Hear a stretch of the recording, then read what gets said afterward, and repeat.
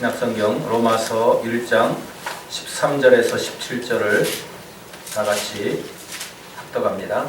시작. 형제들아, 내가 여러 번 너희에게 가고자 한 것을 너희가 모르기를 원하지 아니하노니 이는 너희 중에서도 다른 이방인 중에서와 같이 열매를 맺게 하려 함이로되 지금까지 길이 막혔도다. 헬라인이나 야만인이나 지혜 있는 자나 어리석은 자에게 다 내가 빚진 자라. 그러므로 나는 할 수 있는 대로 로마에 있는 너에게도 복음 전하기를 원하노라. 내가 복음을 부끄러워하지 아니하노니 이 복음은 모든 믿는 자에게 구원을 주시는 하나님의 능력이 됨이라. 먼저는 유대인에게요 그리고 헬라인에게로다. 복음에는 하나님의 의가 나타나서 믿음으로 믿음에 이르게 하나니 기록된 바 오직 의인은 믿음으로 말미암아 살리라 함과 같으니라. 아멘. 저는 오늘 봉독한 말씀을 근거해서 종교개혁의 본질이라는 제목을 가지고 함께 은혜를 나누고자 합니다. 1517년 10월 31일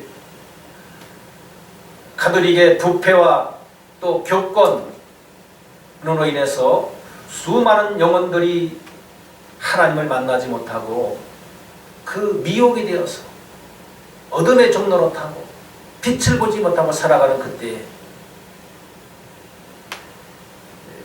마틴 루터가 그 가톨릭의 부패와 잘못된 교리 그리고 면죄부를 들고 일어났습니다. 그래서 비텐베르그 성당에 95개조의 그 가톨릭의 잘못된 것에 대해서 성명을 발표하고 방방문을 붙여놨습니다. 그래서 그때부터 이제 종교 개혁이 일어나게 된 거예요. 아무랬던 그 시대, 여러분, 교권이 장악을 했어요. 교황이 절대 진리예요. 무오예요. 성경이 보급되지 않아서 교황이 말하면 그게 진리로 알아요. 어떤 말을 하더라도 그게 진리예요. 이런 시대에 이 마틴 루터가 바로 성경의 하나님의 큰 조명을 받아서 그것들이 다 잘못됐다는 것을 깨닫게 됩니다. 여러분, 종교개혁은요 나부터의 개혁이에요. 하나님이 나를 만드심으로 내가 진리의 눈을 뜨고 그 진리에 붙잡힐 때만이 세상을 변화시킬 수 있는 힘이 생기는 것입니다. 오늘날 우리 개신교는 끊임없이 개혁되어야 되는 거예요. 하나님의 말씀으로 돌아가야 된다는 거예요. 우리는 끊임없이 나를 변화시켜야 돼요. 하나님의 말씀을 통해서 회개하고 잘못된 사상과 습관을 고쳐나가는 것이 바로 개혁이에요. 종교개혁이 이례적으로 끝난 게 아닙니다. 그때로 시작해서 다시 주님의 길로 돌아가는 그것이 개혁의 출발점인 것입니다. 1517년도에 시작된 종교개혁은 지금 사도행전 2장에 기록된 그 복음의 본질, 교회의 본질로 돌아가고자 하는 시발점이 되었다는 사실을 우리는 기억해야 됩니다. 완성된 게 아니에요.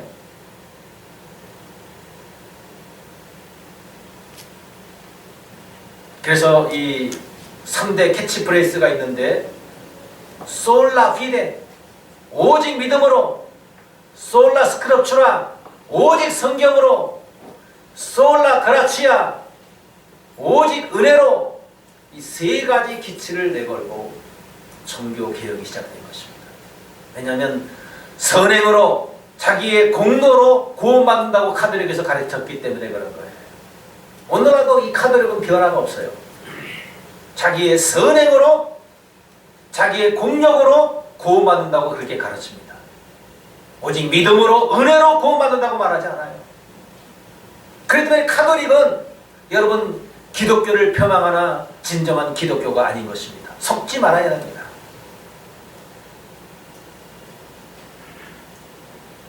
교회는 언제나 하나님의 말씀에 입각해서 잘못된 신앙을 고쳐나가는 것입니다. 그래서 우리 신앙의 가장 중요한 권위는 하나님의 말씀인 거예요. 여기가 가장 중요한 우리의 척도가 되어야 되는 것입니다.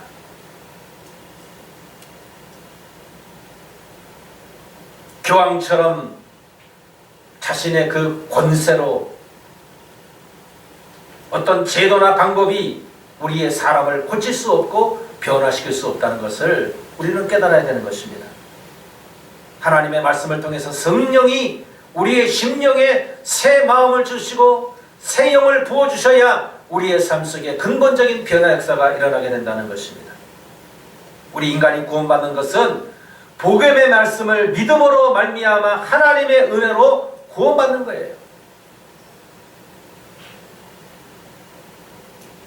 그래서 디모데후서 3장 15절에 보면 성경은 능히 너로 하여금 그리스도 안에 있는 믿음으로 말미암아 구원에 이르게 하는 지혜가 있게 하느니라. 성경은 그리스도 안에 있는 믿음으로 말미암아 구원에 이르는 지혜가 있게 한다는 것입니다. 그러니까 성경 말씀을 비추어지지 않고는 절대로 여러분 구원받을 수가 없는 거예요. 예수님도 그 말씀하셨어요. 너희가 성경에서 영생을 얻는 줄 알고 성경을 상고하거니와 이 성경이 나에 대하여 기록되었느니라. 그렇게 말씀하셨어요. 성경을 통해서 예수를 알게 되는 거예요. 예수를 만나게 되는 거예요. 예수를 통해서 구원받는 거예요. 여러분, 복음이 무엇입니까? 자, 우리 로마서 1장 2절로 4절을 한번 같이 읽겠습니다. 시작. 이 복음은 하나님이 선지자들을 통하여 그 아들에 관하여 성경에 미리 약속하신 것이라. 그의 아들에 관하여 말하면 육신으로는 다윗의 혈통에서 나셨고 성결의 영으로는 죽은 자들 가운데서 부활하사 능력으로 하나님의 아들로 선포되셨으니 곧 우리 주 예수 그리스도시니라. 아멘.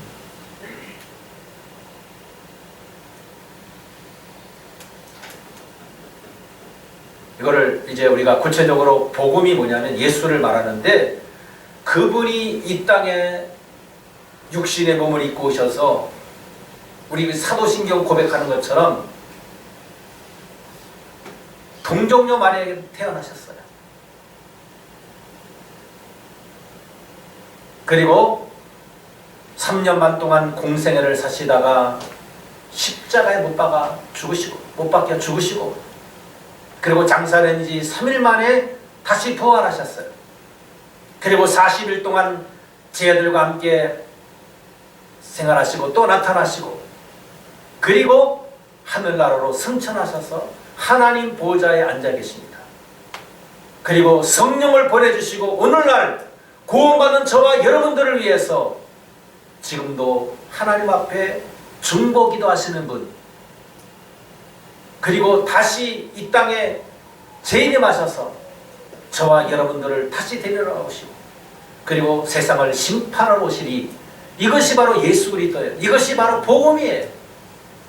이 사실을 믿고 받아들이면 그것으로 인하여 구원의 역사가 일어나게 되는 것입니다.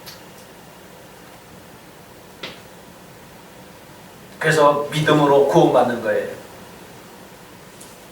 좀 전에도 우리 말씀드렸지만 에베소서 2장 8절에 보면 너희가 그 은혜에 의하여 믿음으로 말미암아 구원을 받았나니 이것은 너희에게서 난 것이 아니요 하나님의 선물이니라. 자, 우리에게서 난 게 아니에요. 구원은 하나님이 거둬주시는 선물인 거예요. 그래서 은혜예요. 은혜는 어떤 대가를 지불하지 않아요. 거저받는 거예요. 거저받는 거. 이런 선물을 돈 주고 받으면 그게 선물입니까? 사는 겁니까? 사는 거죠. 여러분 선물 줄 때 돈 받아요, 여러분? 여러분 생일날 또는 어떤 기념일날 선물을 준다 이거예요. 그 돈 내라. 그러면 그건 선물이 안 되는 것입니다. 그냥 공짜로 줘야 그게 선물이에요. 어떤 대가가 지불되면 그것은 선물이 아닌 거예요. 그걸 은혜라는 거예요, 은혜. 우리는 죄와 허물로 죽었던 인생이고 하나님 앞에 의롭다 인정받을 수 없는 여러분 하나님의 원수예요. 하나님의 진노 가운데 있는 것이 저와 여러분이었습니다. 그런데 하나님이 우리를 사랑하사 독생자 예수를 이 땅에 보내주셔서 우리를 이 사망의 저주에서 죄악의 저주에서 우리를 구원해 주시려고 독생자 예수 그리스도를 보내신 것입니다. 그리고 그분은 이 땅에서 수많은 병든 자를 고쳐주셨고 눈먼 자를 고쳐주셨고 죽은 자를 살리셨어요. 수많은 문둥병자들을 치료해 주셨습니다. 슬퍼하는 자들과 함께 슬퍼하시고 기뻐하는 자들과 함께 기뻐하셨던 분, 그분이 바로 예수님인 것입니다. 하나님이 육신의 몸을 입고 이 땅에 오셔서 버림받고 소외된 수많은 영혼들과 함께 사셨던 그분이 바로 예수님인 거예요. 예수님은 환영으로 오신 것이 아니고 예수님은 가상의 인물이 아니라 실제적인 인물이라는 거예요. 실제 하나님이시며 사람이신 분이 바로 예수 그리스도가 되시는 것입니다. 이 땅에 있을 때 얼마나 예수님이 버림을 받았고 고통을 받고 환난을 받았습니까? 사람들에게 버림당한 사람처럼 살아갔던 분이 바로 예수님이에요. 이 히브리서에 보면 예수님이 고난을 많이 받으셨어요. 그 고난 중에 하나님 앞에 눈물과 탄식으로 기도하게 됐습니다. 그러므로 주님은 이 땅에서 인간이 받아야 될 최악의 상황을 다 손수 경험했던 분이에요. 고난을 통하여 순종함을 배웠다 그랬어요. 오늘 저와 여러분 예수 믿는 것이 반드시 좋은 일만 일어나는 것이 아니라는 것을 아셔야 됩니다. 예수를 믿으면 영광도 받지만 고난도 함께 있다는 사실이 우리의 생활 속에서 증명되는 것입니다. 고난 없는 영광은 존재하지 않습니다. 그렇기 때문에 예수님은 우리를 너무나도 잘 아시는 거예요. 우리를 동정하실 수 있는 그 근거가 뭐냐? 사람들에게 버림받고 고통당하고 핍박받았기 때문에 가난에 처해져 계셨습니다. 하늘나라 영광을 버리고 이 땅에 육신으로 몸으로 오신 그 자체가 벌써 낮아짐의 극치인데도 불구하고 또 하필 태어나면 부잣집 권문세가 태어나야지, 여러분 가난한 집에 태어나셨어요. 그리고 그 아버지는 자녀를 많이 낳으시고 일찍 돌아가셨습니다. 육신의 아버지 요셉은. 그래서 어릴 때부터 소년 가정으로 목수 생활하면서 그 생활을 꾸려나갔던 분이 바로 예수님이에요. 사람으로부터 여러분 버림받는다는 것이 얼마나 큰 상처인지 모릅니다. 잘 나갈 때는 사람들이요 모입니다. 그렇죠?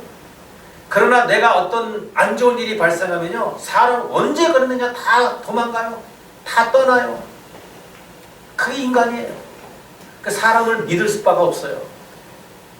예수님을 따르던 수많은 사람들, 심지어는 예수와 함께 동고동락했던 제자들조차도 예수님이 십자가 못 박을 때 됐습니다. 다 도망쳤지 않습니까?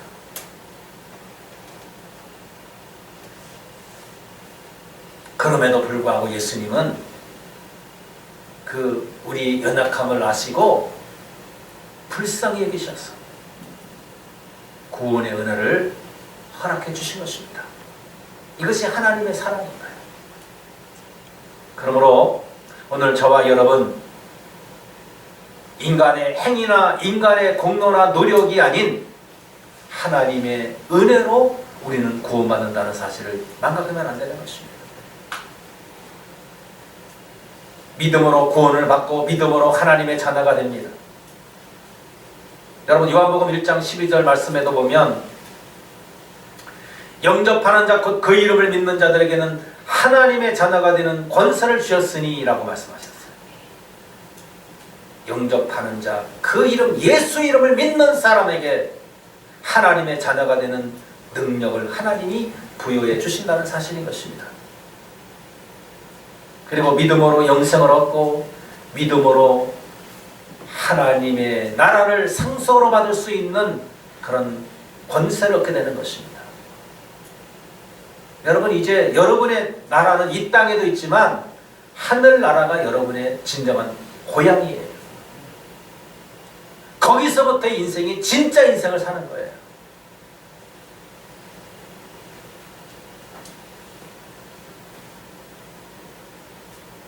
우리 찬송가 279장에 보면 임해하신 구세주여 내 말 들으사 죄인오라 하실 때 날 부르소서. 주여 주여 내가 비오니, 그 우리 찬송가 가사가 있지 않습니까?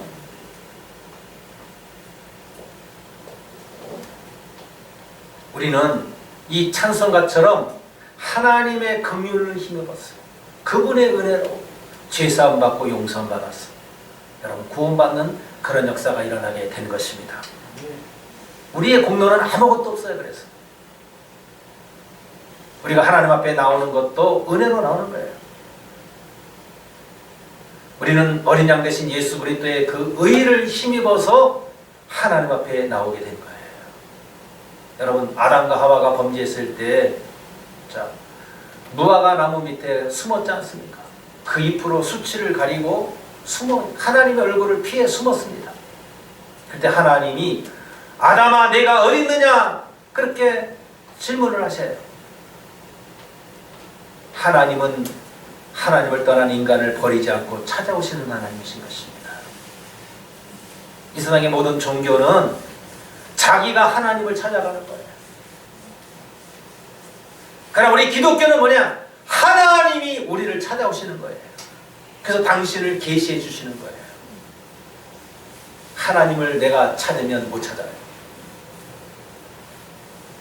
하나님이 우리를 찾아오셔야, 만나 주셔야만 우리를 만날 수 있는 거예요.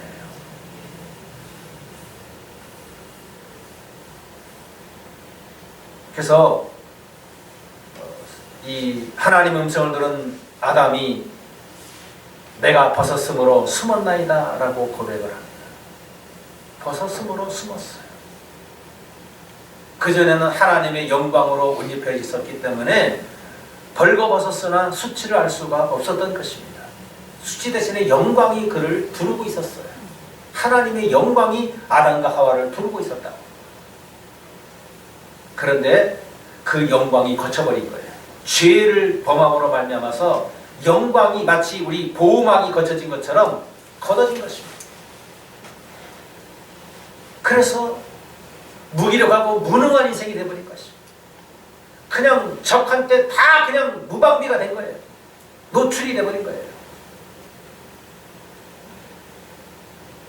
자기의 죄로 인해서 대가를 지불했는데 하나님 그냥 손 안 써도 할 말이 없어요. 왜? 자기가 잘못한 거니까. 그러나 하나님은 인간을 방치하지 아니하십니다. 그 벌거벗은 아담과 하와를 그대로 방치하지 아니하시고 짐승을 잡아서 가죽옷을 입혀주셨어요. 아담과 하와의 죄 때문에 짐승이 피를 흘렸습니다. 바로 이 짐승은 어린 양 예수 그리스도를 예표하는 것입니다. 죄 없는 예수님이 저와 여러분의 허물과 죄를 한 몸에 다 짊어지시고 억울하게 돌아가신 사건이 바로 십자가 사건인 거예요. 그가 찔리면 우리의 허물 때문이요, 그가 상하면 우리의 죄악 때문이라. 그가 징계를 받음으로 우리가 평안을 누리고 그가 채찍에 맞음으로 우리가 나음을 입었도다. 할렐루야. 그분은 우리의 모든 저주와 죄와 질병을 한 몸에 다 짊어지셨어요. 그리고 십자가에서 돌아가신 것입니다. 그래서 인류가 하나님 앞에 나갈 수 있는 그 길을 열어놓으신 분이 바로 예수 그리스도인 것입니다. 그래서 예수 믿는 것, 받는 것 많더라. 주 예수보다 귀한 것 없네. 세상 부귀 영화 공명과 바꿀 수가 없는 거예요. 예수를 만난 사람들마다 그 예수의 사랑을 알아서 그 예수의 사랑 앞에 굴복하는 역사가 일어나게 되는 것입니다. 그래서 나 같은 죄인 살리신 그 은혜 놀라워. 그러면서 눈물을 흘리면서 감사 찬양을 드리게 되는 것입니다. 누가 무릎을 꿇으라 하는 게 아니에요. 스스로가 그 하나님의 은혜에 감동받아서 스스로가 존귀하신 그분 앞에 무릎을 꿇게 되고 경배하게 되는 것입니다. 이것이 바로 그리스도가 하시는 일인 거예요. 세상의 방법과 달라요. 세상의 권세자들은 자기의 그 권세를 가지고 사람을 윽박지르고 협박하고 무릎을 꿇게 만들지 않습니까? 강제로 내가 동의하지 않아도 힘이 약한 사람은 자기 살기 위해서 거기에 무릎을 꿇는다 이 말이에요.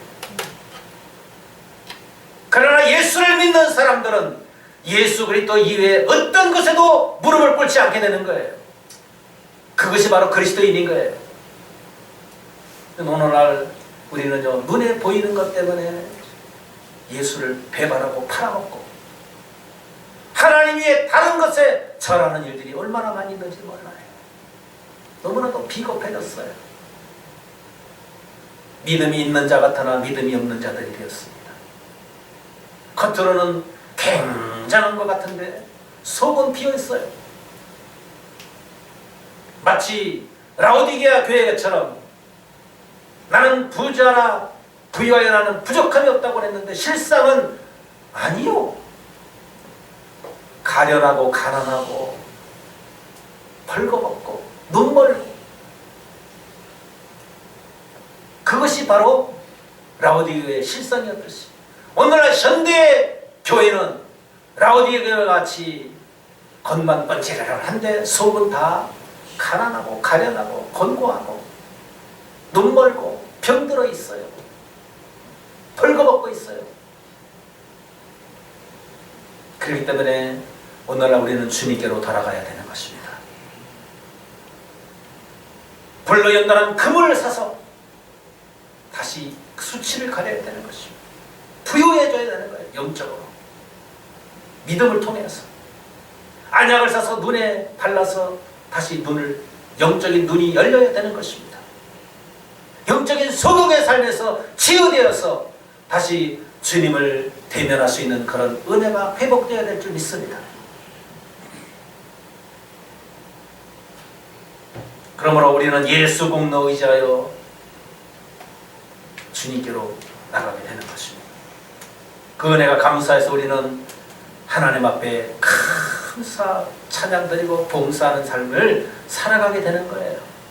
우리 마태복음 18장에 보면 그 1만 달란트 빚진 자 100데나리온 빚진 자 비유가 나오지 않습니까? 1만 달란트 빚진 자가 탕감을 받았어요. 여러분 이 돈은요, 1만 달란트는요, 돈이 오늘날에는 수천억이에요. 수천억. 평생 벌어도 못 갚아요. 그거를 갚아줬다고. 다 탕감해줬다고요. 그랬더니 100데나리온 빚진 사람 그걸 탕감해주지 않고 감옥에다 집어넣었어. 그러니까 이 소식을 들은 주인이 얼마나 화가 나요. 나는 1만 달란트를 너 평생 벌어도 못 갚을 돈을 다 갚아줬는데, 다 탕감해줬는데 너는 그래 그 100데나리온 그거 하나 못 탕감해줘? 우리는 형언할 수 없는 은혜와 복을 받은 사람들이 예수 믿는 사람들. 그래서 남의 허물과 죄를 용서해 줄 수가 있는 거예요. 남의 죄를 용서해 주자는 것은요, 하나님을 무시하는 행위인 것입니다.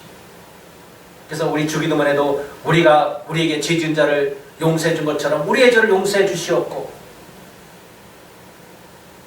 너희가 남의 과실을 용서하지 않으면 하나님 너희 과실을 용서하지 않으시라고 말씀하고 있는 것입니다. 그러면 우리는 1만 달란트 빚진 자가 탕감받았듯이 여러분 돈으로 무엇으로도 갚을 수 없는 여러분 은혜를 받은 사람인 것을 기억하시기를 바랍니다. 그래서 우리에게 혐의 있는 사람들을 용서해주고 불쌍히 여기는 저와 여러분의 삶이 되시기를 예수님의 이름으로 축원합니다. 그리고 우리 종교개혁의 그 종국적인 뜻은 뭐냐면 초대교회로 돌아가야 하는 초대교회. 초대교회가 어떤 교회냐? 자, 우리 사도행전 2장 42절로 47절 우리 같이 한번 찾아보겠습니다. 시작. 그들이 사도의 가르침을 받아 서로 교제하고 떡을 떼며 오로지 기도하기를 힘쓰니라. 사람마다 두려워하는데 사도들로 말미암아 기사와 표적이 많이 나타나니 믿는 사람이 다 함께 있어 모든 물건을 서로 통용하고 또 재산과 소유를 다 팔아 각 사람의 필요를 따라 나눠주며 날마다 마음을 같이하여 성전에 모이기를 힘쓰고 집에서 떡을 떼며 기쁨과 순전한 마음으로 음식을 먹고 하나님을 찬미하며 또 온 백성에게 충성을 받으니 주께서 구원받는 사람을 날마다 더하게 하시니라. 아멘. 여러분, 사도들의 가르침을 받아서 배우기를 힘썼던 교회가 바로 사도행전에 났던 예루살렘 교회예요. 초대 교회예요. 그러니까 여러분, 오늘날 이 정부에서 방역을 빌미로 해가지고 모이지 못하게 하는 것입니다. 이거 벌써 성경에 반하는 거예요. 가르침을, 목사님들을 통해서 성경 말씀을 가르쳐야 돼요. 가르침을 받아야 돼요. 진리를 알아야 우리가 진리의 말씀에 순종해서 자유케 되는 거거든요. 하나님의 말씀을 끊임없이 배워야 되고 그 배운 것을 우리의 삶에 적용해서 실천해야 되는데, 여러분, 가르치지 않으면 어떻게 해요?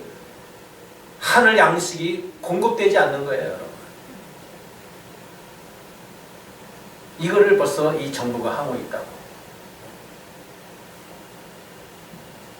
그리고 서로 교제하고 떡을 떼었다고요. 성찬도 하고 같이 애찬도 나눠 먹고, 그럼으로써 교제. 여러분, 이 교제가 참 중요한데요.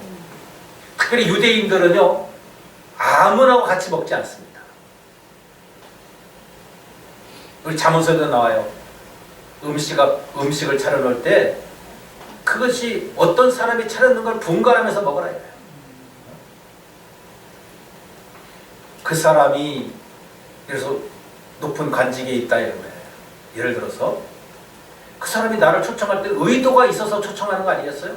그냥 좋은 마음으로 감사해서 초청하면 얼마든지 괜찮은데, 무슨 의도를 가지고 국회의원이나 공직자들이 선거 나올 때 찾아와서 자기 PR하고 인사하듯이 대접하는 이유도 그냥 아무 조건 없이 대접하는 게 아니고, 의도, 이거 먹고 나 찍어줘, 이런 식으로 하는 것은 응하면 안 된다 이 말이에요. 그래서 아무나 초청하는 게 아니었어요. 유대인들은요, 음식 먹을 때 정말 존경하는 마음을 가지고 친한 그런 관계의 사람들만 음식에 함께 초대했어요. 그러니까 그리스도인이라는 사람들, 예수를 통해서 한 형제 자매가 되었기 때문에 같이 음식을 나눠 먹을 수 있었던 거예요. 만약에 이단자가 나왔다 그러면 음식을 같이 먹으면 안 돼요. 쫓아내야 되는 거예요. 이게 초대 교회의 모습이었어요. 거기서 사랑의 교제가 이루어지는 거예요. 사랑의 교제. 그래서 오늘 여러분, 우리 교회가 이 초대교회, 사도행전의 교회로 다시 돌아가야 된다 이거예요. 그들만이 살 길이에요. 기도하기를 힘써요. 모였다면 기도했어요. 모였다면 기도. 왜? 할 일이 없었어. 할 수가 없었어요. 다 막히고 다 제한받고 할 수 있는 것은 마치 호흡하는 것처럼 기도할 수 있는 것뿐이 없었어요. 그들이 능력은 아무것도 없었어요. 뭐 예수님이 가서 뭐 총을 주고 가신 것도 아니고 돈을 주고 가신 것도 아니고 특별한 권력을 주고 가신 것도 아니고 성령을 기다리라고 가셨어요. 세례요한은 물론 너에게 세를 줬지만 너희는 몇 날이 못되어 하늘로부터 세를 받게 될 것이다. 능력을 입힐 때까지 이 성을 떠나지 말라. 그 말씀을 붙잡고 그들은 모여서 기도만 했습니다. 열흘 동안. 그럴 때 오순절날 오전 9시에 성령이 그들 모임 가운데 강림하신 거예요. 그래서 성령의 권능을 받고 성령의 충만을 받아서 여러분, 방언으로 말하고 담대하게 하나님의 말씀을 증거하는 그런 인물들로 변화가 된 것입니다. 기도를 통해서 하나님 역사하시는 거예요. 그러므로 지금 우리가 기도를 게을리하면 안 됩니다. 여러분. 기도를 게을리는 순간 우리는 죽어요. 원수 마귀가 득세하게 되는 거예요. 오늘날 현대 교회는 머리로는 하는 것을 알아요. 그런데 기도하지 않습니다. 기도가 약해요. 그러니까 우리 신앙도 약해지는 거야. 능력도 나타나지 않아요. 기도 이외에는 능력이 나가지 않습니다. 그래서 우리가 기도해야 되는데, 더 많이 기도해야 되는데 반대로 기도를 더 안 해요. 이래서 이 현대 교회가 문제인 거예요. 그래서 초대교회처럼 다시 기도로 우리가 돌아가야 되는 것입니다. 자, 그 다음에 사도들로 말미암아 기사와 표적이 많이 나타나 사람이 두려워해요. 사람마다 두려워하는데 사도들을 통해서 하나님이 엄청난 기적과 표적이 일어나겠어요. 베드로는 어디 지역 가게 되면요, 사람들이 벌써 뭐 죽은 병든 사람 다 침상을 가지고 와서 그림자라도 덮일 줄 생각하고, 왜? 다 낫거든. 그냥 그림자만 지나가도 나아요. 그래서 침상을 가고 쫙 대기하고 있어요. 그 정도로 하나님의 역사가 강력하게 나타난 거예요. 오늘날도 다시 한번 그런 은혜가 회복되어야 될 줄 믿습니다. 이 시대에 정말 그런 역사들이 일어나야 돼요. 그러기 위해서는 함께 뭉쳐서 기도해야 된다고. 하늘의 능력을 받아야 된다고 말이에요. 그리고 어떤 역사가 일어나느냐, 사도행전을 가만히 여러분 이 2장 42절로 47절을 계속 묵상을 해보세요. 서로 사랑으로 하나가 되게 했어요. 너와 나의 장벽이 다 무너졌어요. 그래서 누가 강요하지 않고 누가 뭐 법으로 만드는 것도 아니야. 자기 물건을 사도들 발 앞에 놓고, 이 4장에도 그 얘기가 나옵니다. 밭을 팔아서 사도들 앞에 놓으면 그거를 가지고 쫙 나눠줘요. 이 공산주의가 요거를 모방한 거라고. 그러면 그렇게 모방했으면 그 신용이라도 내야지. 그렇잖아요? 그러면 골고루 다 분배해야 돼. 분배해서 골고루 잘 살게 해줘야 될 거 아니에요. 그런데 그렇습니까? 자기들 몇 명만 특권층이 되어서 나머지는 종으로 부려. 그게 공산주의예요. 성경은 그게 아니야. 성령을 통해서 서로 부족함이 없도록 나누고 서로 잘 살게 만드는 거야. 다 잘 살게 만드는 거예요. 가난한 자가 없게 되었어요. 자, 우리 사도행전 4장 한번 펴보세요. 32절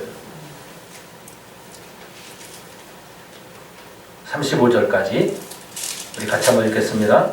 32절에서 35절 시작. 믿는 무리가 한 마음과 한 뜻이 되어 모든 물건을 서로 통용하고 자기 재물을 조금이라도 자기 것이라는 이가 하나도 없더라. 사도들이 큰 권능으로 주 예수의 부활을 증언하니 무리가 큰 은혜를 받아 그 중에 가난한 사람이 없으니 이는 밭과 집 있는 자는 팔아 그 판 것의 값을 가져다가 사도들의 발 앞에 두매 그들이 각 사람의 필요를 따라 나누어 줌이라. 아멘. 자, 그 중에 가난한 사람이 있었다 그랬어요? 없었다 그랬어요? 없었더라. 그러니까 여러분 예수 믿으면 다 잘 살게 되는 거야. 골고루 다. 이게 정상이에요. 공산주의가 되면 다 망해. 안 되는 거예요. 이거는 자원함과 성령의 감동을 통해서 이게 막 기쁨과 즐거움으로 이게 나눠지는 마음이 일어나야지, 이거는 강요에 의해서 법외로 제도로 만들어 놓고 내라 안 하게 돼 있어. 경제가 망하는 거예요. 그래서 오바마 때 경제가 좋았어요. 그리고 하나님을 대적하는 대척점이 있는데 뭐가 잘 되겠어요? 교회 다 여러분 얼마나 망가뜨려 놨습니까? 하나님을 대적해서 하나님의 명령과 계명을 다 무시하고 동성애 그 합법화 시켜놓고 마약 합법화 시켜놓고 낙태 합법화 시켜놓고 그러니 잘 될 수가 없어요. 하나님이 진노하시는 거예요. 진노하시는 거예요. 그리고 여러분 성전에 모이기를 힘썼다고 나옵니다. 기쁨과 순전한 마음으로 음식을 먹고 하나님을 찬미하니까 온 백성들에게 칭송받는 역사가 일어났어요. 여러분, 그래서 우리가 이것을 회복해야 돼요. 영성을, 본질을 회복하게 되면 여러분 이 지금 뭐 정부에서 별 소리를 다 하고 교회를 매도시키고 이랬던 것들이 성령의 역사가 다시 일어나 봐요. 다 무력화시켜버려요 하나님. 그래서 백성들에게 하나님을 찬미하고 칭송하는, 야 그리스도인들은 달라, 야 그리스도인들은 정말 멋있는 사람들이야, 저 사람들은 진실한 사람들이야, 이런 칭송을 받게 된다고. 그래서 구원받는 무리가 날마다 더해지는 역사가 일어나게 되는 거예요. 그게 초대교회예요 여러분. 요즘에 전도하는 것과 초대교회 전도는 달라. 그래서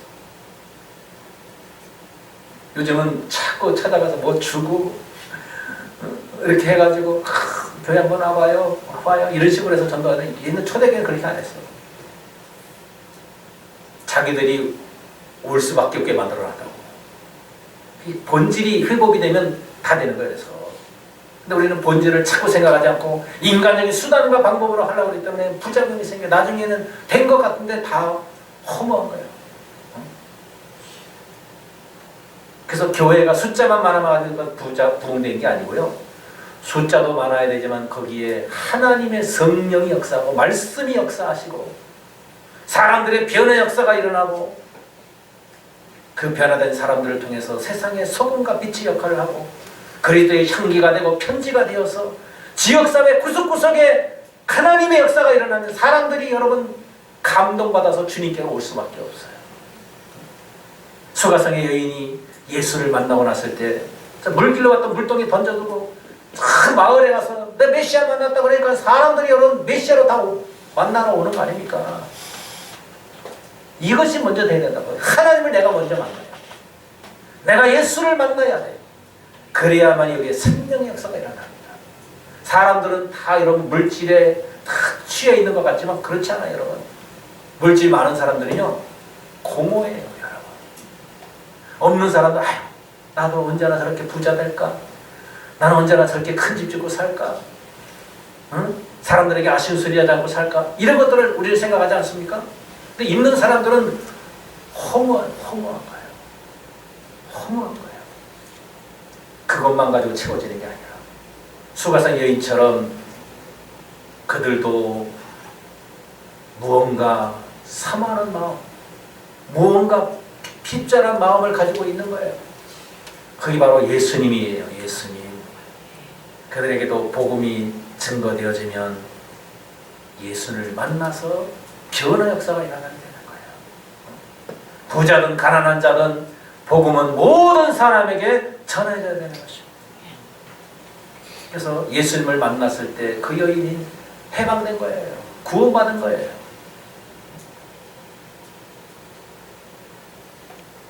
그래서 저와 여러분 신앙이 먼저 저와 여러분들이 개혁되어지는 역사가 일어나기를 바랍니다. 사대교회도 살았다는 이름을 가졌으나 실상은 죽은 교회였어요. 여러분 죽으면 아무런 감각이 없습니다. 아무리 외쳐도 여러분 찬송이 없어요. 찬양도 안 해요. 죽은 사람이 무슨 찬송을 합니까? 죽은 사람이 무슨 기도를 합니까? 죽은 사람이 무슨 음식을 먹습니까? 영적으로 죽은 사람은 어떠한 감각도 없는 거예요. 기도할 의욕도 없고 하나님의 말씀에 대한 갈망도 없고 삶의 의욕도 없고 다 그런 것이 바로 영적으로 죽어서 그런 거예요. 영적으로 죽어서. 생명이 약동하는 삶으로 회개하면 하나님의 성령이 우리 안에 들어오셔서 생명이 약동하는 그런 믿음의 사람으로 바꿔주시는 것입니다. 에베소 교회는 하나님의 역사로 오늘 초대교회 이 사도행전처럼 사랑이 많은 교회였어요. 사랑이 얼마나 많았는지 몰라요. 그런데 시간이 흐를수록 교세가 넓어지고 조직화가 되고 이러다 보니까 사랑이 식어버렸어요. 많은 사업을 했는데 거기에 그냥 몰두하다 보니까 어느덧 이게 의무감으로 하게 되고 형식적으로 하게 되고 기계적으로 하게 되고 기계적으로 아무런 감동도 없고 감사도 없고 메말라 버렸어요. 하나님으로부터 계속 공급을 받아야 되는데 여기서 차단되고 여기 있는 게 다 이미 소진돼 버린 거예요. 그러니 여러분 문제가 생기겠습니까? 안 생기겠습니까? 생기게 되죠. 다시 채워야 된다. 그래서 첫사랑을 회복해라. 그 말씀을 한 거예요. 하나님 관계를 다시 회복해라. 그래야만이 그 거짓 없는 하나님의 사랑이 성령을 통해서 우리에게 부어준다 이거예요. 그러니까 부어받아서 그것으로 또 나눠주는 거예요. 자꾸. 그렇죠? 공급받고 나눠주고 공급받고 나눠주고 이렇게 하는 거예요. 근데 공급을 찾았는데 이거 자꾸 엎어져봐. 말라버리죠. 우리에게선 샘물이 나지 않아요. 주님과 연결될 때 우리 배에서 생명수가 솟아 흐르게 되는 것입니다. 그래서 열심도 잃어버리고 믿음도 잃어버리는 것입니다. 사랑할 때 열심도 생기고 믿음이 불붙듯이 붉게 되는 거예요. 그러므로 오늘 종교개혁을 다시 한번 생각하면서 왜 종교개혁이 일어나는가? 다른 거 아닙니다. 쉽게 말하면 하나님을 잃어버린 거예요. 샤머니즘적으로 믿는 사람들 많아요. 어느 날 신약시대에는 종교개혁이 만인제사장이요. 하나님 앞에 우리는 단독자로 누구든지 예수를 통해서 나갈 수 있어. 다른 사람이 나를 위해서 중보자가 되는 게 아니에요, 여러분. 중보자는 오직 예수 그리스도에 없어요. 우리가 중보 다시 기도해주면 서로 협력해주고 힘을 실어주는 것이지 내가 그 사람을 좌지우지해주는 게 아니란 말이에요. 이게 그럴싸하게 예수의 이름을 가져와서 완전히 이 무당처럼 행하는 사람들이 너무 점치는 귀신들이에요. 그거에 참여하는 사람은 똑같은 재앙을 받습니다. 그 점치는 귀신에 참여하면 나도 동일한 하나님의 진노를 받는 거예요, 여러분. 오늘날 이게 혼미케 하는 세력들이요, 얼마나 많은 예수를 믿는다면서도 샤머니즘적으로 믿는, 무당 찾아가고 점치는 것처럼 믿는 사람들이 있어요. 어디서 말씀을 통해서 내가 잘못된 것을 깨닫고 돌이키고 그러면 하나님 회복시켜주는 거예요. 내가 기도하는 건 내가 하나님 앞에 나가서 기도하는 거지 누가 나를 대신해서 여러분 밥 먹을 때 제가 여러분 대신해서 먹어줄 수 있어요? 못 먹어줘요. 다만 여러분들이 제가 이제 목사님들이 존재하는 것은 여러분들에게 그 길을 열어주는 거, 알려주는 거예요. 여러분이 그 음식을 찾아가서 그걸 먹고, 그죠? 그 길을 발견해서 그 길에서 여러분이 많은 이익을 얻고 유익을 얻는 그 길로 안내하는 거예요. 우리 목회자들 그거 하는 거지 뭐예요? 직접 먹여줍니까? 아니요. 그리고 목사님들의 설교를 통해서 하나님이 역사하셔 여러분에게 직접적으로 이 감동이 오게 되고 저건 내게 하는 말씀이네. 그래서 여러분이 적용해서 실천하는 것이지 이거를 잘 하셔야 됩니다, 여러분. 그래서 여러분 이 믿음이 이 바른 믿음에 세워지지 않으면요 오랫동안 신앙생활에 다 모래에 지은 집이야. 하나님의 말씀 위에 지어진 집만이 견고한 겁니다, 여러분. 그래서 이 종교 개혁에 대해서 말씀드리는 이유 중에 하나가 다른 거 아니에요. 하나님의 말씀으로 돌아가는 거예요. 우리의 모든 것, 내 공력, 내 노력 이게 아니고 다시 겸손하게 하나님 앞에 나가서 처음에 받았던 그 은혜를 회복하자는 거예요. 그 믿음과 능력과 사랑을 다시 회복하자는 거예요. 그리할 때 우리는 살아요. 아무리 우리를 둘러싸고 있는 환경이 안 좋다 할지라도 또 악한 세력이 우리를 우겨선다 할지라도 그것 때문에 여러분 자유를 침해당하지 않는다. 우리를 아무리 우겨싸도 우리는 거기 쌓이지 않아요. 바울이 감옥에 갇혀도 바울은 감옥에 갇혔지만 그 영혼은 여러분 가둘 수가 없는 거예요. 그리고 하나님의 말씀은 제한받지 않아요. 바울이 감옥에서 편지를 써가지고 복음은 계속 전하는 거예요. 계속 번져나가요. 하나님의 말씀을 가둘 수가 없는 거예요. 여러분의 영혼도 누구에서 제한받지 마십시오. 어떤 환경에도 제한받지 마십시오. 진리를 알지니 진리가 너희를 자유케 하리라. 할렐루야. 진리를 모르면 억압받고 고통당하고 종로로 타는 거예요, 여러분. 그래서 절대로 다시 종이 먹이를 매면 안 돼요, 우리는. 우리 주님이 십자가에서 몸지고 피를 흘림을 모든 죄와 저주와 사망에서 저와 여러분들을 해방시켜 주셨어요. 구원해 주셨어요. 자유를 주셨어요. 그 자유를 여러분 빼앗기지 마십시오. 생명을 얻되 풍성히 치는 그 풍성한 은혜 가운데서 저와 여러분들이 개혁이라는 것은 내가 하나님 관계가 회복되는 거예요. 여기서부터 개혁이 돼야 전 세계에 개혁의 역사가 일어나게 되는 것입니다. 마틴 루터가 로마서 1장 17절 말씀처럼 오직 나의 의는 믿음으로 말미암아 살이라는 그 말씀의 빛을 받아서 가톨릭의 가르침과 전혀 다른 차원의 그 하나님의 은혜를 경험하게 됐습니다. 벌써 여기서 자기가 개혁이 일어난 거예요. 그래서 이 잘못됐다는 것을 알고 그 잘못된 것을 온 천하에 밝혀줄 수 있는 거예요. 그래서 그 전해진 소식을 통해서 얼마나 많은 사람들이 그 종에서 해방되었습니까?